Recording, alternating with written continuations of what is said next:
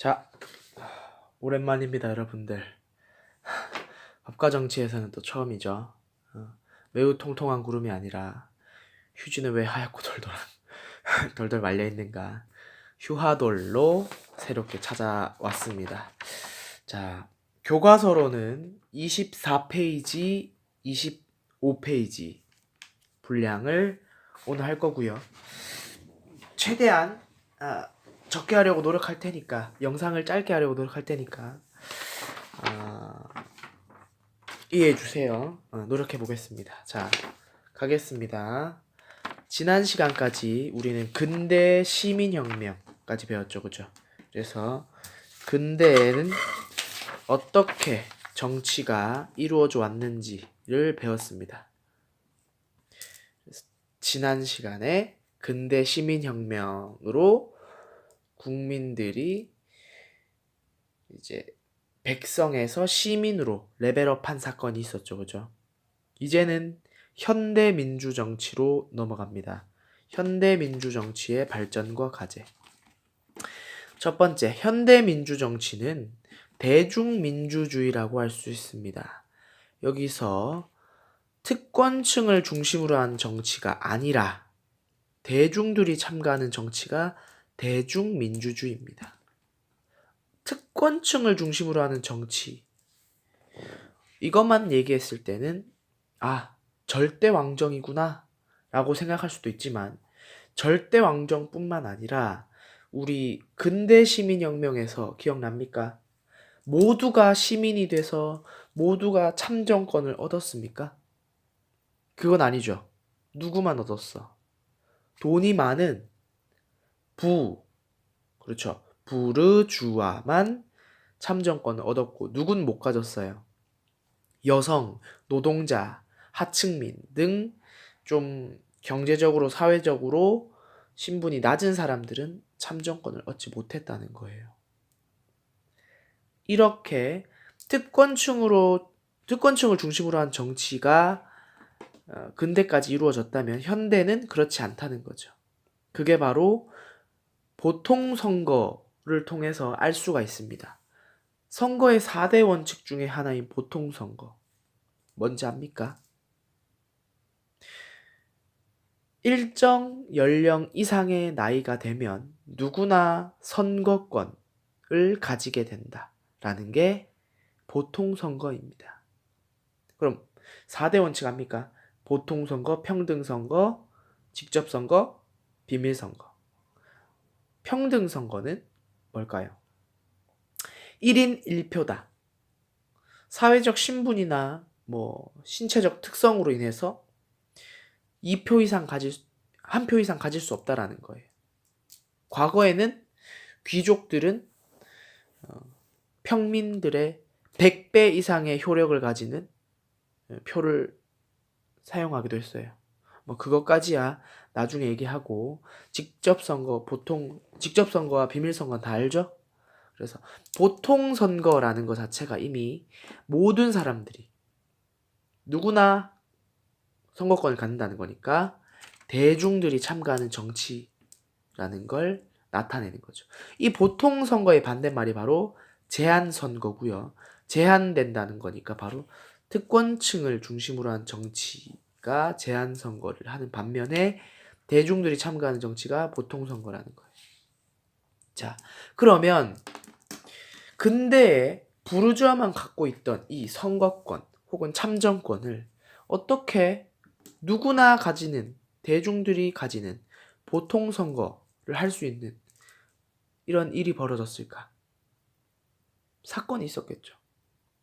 당연히 야, 너네도 가져라. 응? 우린 착하니까 줄게. 이렇게 주지 않았을 거야. 역사적으로 권력층들은 권력을 내놓으려고 하지 않아요. 참정권도 마찬가지야. 부르주아나 다른 왕이나 이런 사람들이 권력을 내놓으려고 하지 않은 거야. 그러니 누가 요구를 해야 돼? 참정권이 없는 여성, 노동자, 하층민들이 요구를 해야 되는 겁니다. 안타깝죠. 그들이 주면 원래는 다 가졌어야 했는데, 그러지 못했다면 가진 사람이 가져라 라고 빠르게 말을 해줬어야 되는데 그러지 않으니까 가지지 못한 사람들이 목소리를 내기 시작한 거예요. 그게 바로 참정권 확대 운동입니다. 자, 두 가지가 있습니다. 대표적인 게 정치에 참여할 수 있는 권리, 참정권을 나도 내놔라, 나도 참여하고 싶다 라고 요구를 한 운동이에요. 대표적인 게 차티스트 운동입니다. 차티스트 운동. 차티스트 운동은 노동자들이, 부르주아 밑에서 일하고 있던 노동자들이 우리도 정치에 참여할 수 있는 권리를 달라. 사장님들, 부르주아만 참정을 할 수 있다면 너무 안 된다. 들고 일어난 거예요. 싸우고. 그래서 힘겹게 얻어낸 권리입니다. 두 번째, 여성 참정권 운동. 노동자들은 차티스트 운동을 벌였고 여성들은 여성 참정권 운동을 벌였어요.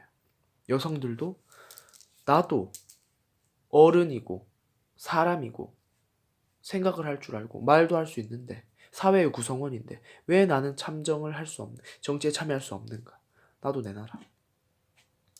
이렇게 노력으로 얻어낸 참정권이라는 겁니다. 쉽게 얻어낸 게 아니에요.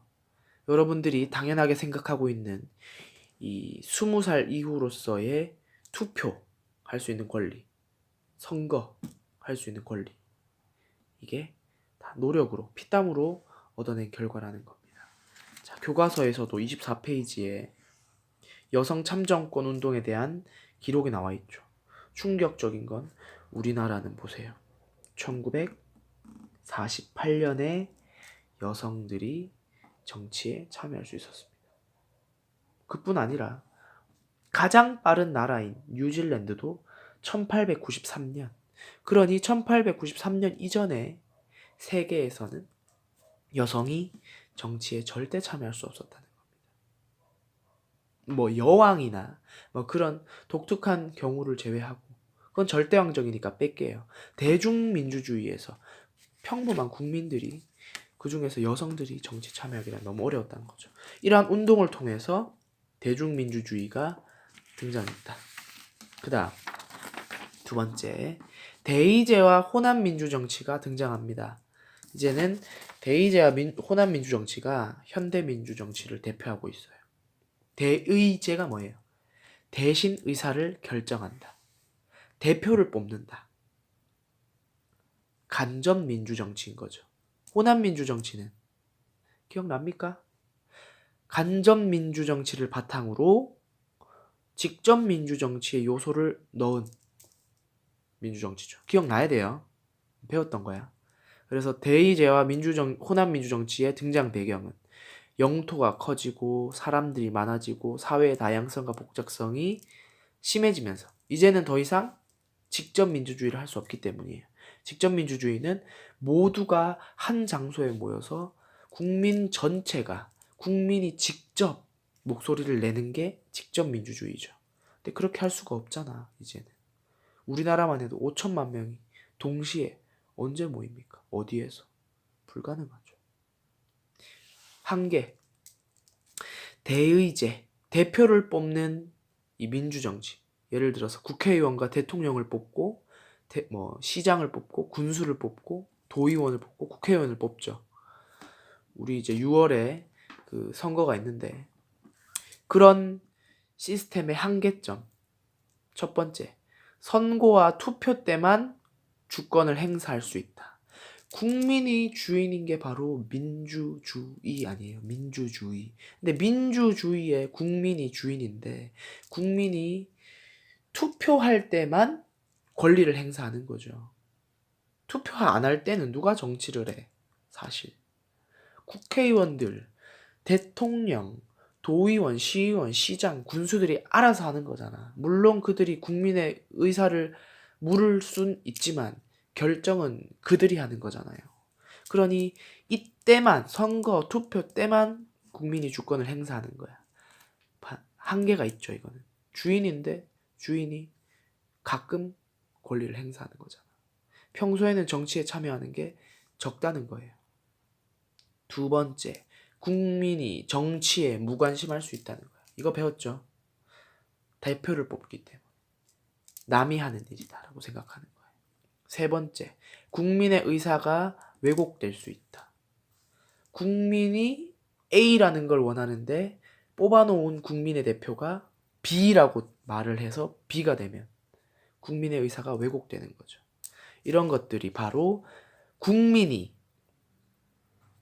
주체가 아닌 객체가 되어버리는 현상이 될 수 있죠. 객체라는 건 손님이 되는 거야. 국민이 주체, 주인이 돼야 되는데 객체, 손님이 되는 거죠. 이거를 국민 객체니까 민객 정치라고 합니다. 내가 주인인데 내가 손님이 돼버리는 거죠. 또 호남민주 정치. 호남민주 정치가 바로 이러한 대의제, 간접민주 정치의 한계점을 보완하기 위해서 국민이 직접 참여할 수 있는 요소를 도입했다라는 거. 어떤 게 있어요? 국민 투표, 국민 발안, 국민 소환, 그죠? 주민 소환 배웠습니다. 다. 그래서 이런 것들이 이 현대 민주 정치의 발전과 참여 민주주의의 확대라는 내용으로서 24페이지 내용이 있고요. 그 다음 25페이지 내용 요것만 짧게 하겠습니다. 사회통합. 자, 자본주의가 발달했어요. 그지? 돈이 모든 걸 결정하는. 그리고 국가의 규모가 커졌습니다. 그러면서 산업이 발달하고 무역이 발달해. 나라 간의 거래가 발달하고 나라의 산업이 발달해. 이로 인해서 세계화라는 게 등장하죠. 세계 각국이 서로 긴밀하게 교류하고 협력하는 모습이 바로 세계화죠. 그리고 또 과학기술이 발달해. 정보통신의 중요성이 커지고 있어. 그럼으로써 정보화가 일어나죠. 정보통신의 기술이 발달하고 빠르게 기술이 발전하고 그런 것들이 모두 정보화죠. 이러한 세계화와 정보화로 인해서 사회에는 다양한 문제들이 발생할 수 있다는 거예요. 빠르게 굉장히 생각지도 못했던 문제들이 발생할 수 있어. 그러면 이러한 사회적 불평등, 뭐 예를 들어서 빈부격차, 그리고 지역별 격차, 뭐 수도권과 비수도권의 경제 발전 차이, 또는 뭐 다양한 정보를 갖고 있는 쪽과 정보를 갖고 있지 못하는 쪽의 차이, 이런 불평등이나 녹색 성장. 녹색 성장이 뭐냐면 이제 환경을 보호하면서, 환경하면 이렇게 초록 색깔이 생각나잖아요. 그런 거. 녹색, 환경을 보호하면서도 산업이, 경제가 성장을 이루어야 된다. 그 전까지는 환경 파괴하면서 성장을 해왔잖아. 그런 것들을 같이 보호하면서 성장할 수 있는 방안이 무엇인가? 그런 걸 고민하는 게 녹색 성장이고요. 문화적 다양성. 이제 1학년 때 배웠죠. 사회 시간에. 다문화 사회가 되면서 이러한 것들이 갈등이 일어날 수가 있고, 또 인권 문제, 아동학대, 노인의 좀 그런 외로움, 혹은 뭐 다양한 노동 관련된 인권, 그런 문제들, 복지, 역시나 사회적 약자를 배려하기 위한 그런 사회적 문제가 이러한 세계화, 정보화가 발달하면서 다양하게 일어나고 있어요. 이런 문제를 우리 가만히 놔둬야 되는가? 아니죠. 짠. 현대 민주사회에서 해결해야 될 과제입니다. 이런 것들. 국민이 주인이니까 국민들이 이걸 해결해야겠죠. 그죠? 정치적인 노력으로 해결해야 된다. 정치가 뭐였어? 저 시간에 말했죠. 갈등을 해결하는 과정이었잖아. 법을 만들거나, 법을 집행하거나, 법이 제대로 안 만들어져 있으면 고치거나 판결하거나 하는 여러 가지 정치적인 노력을 통해서 이러한 해결 과제를 해결하고, 이러한 해결을 하는 과정, 해결을 함으로써 점차 사회가 하나로 뭉쳐질 수 있다는 거야. 이러한 문제들로 인해서 사회가 이렇게 찢어져 있어. 갈등이 일어나고 있고 싸우고 있고 서로 나뉘어져 있는데 이러한 문제를 정치로 해결하면서 사회가 하나로 뭉쳐지는 그런 방향으로 가야 한다라는 내용이 25페이지에 나와 있고요. 이게 바로 현대 민주정치의 형태와 이제 과제 이렇게 가야 한다라고 이야기하는 내용입니다. 자, 오늘은 여기까지 하겠습니다. 15분 살짝 넘었는데 뭐 괜찮죠? 고생했습니다.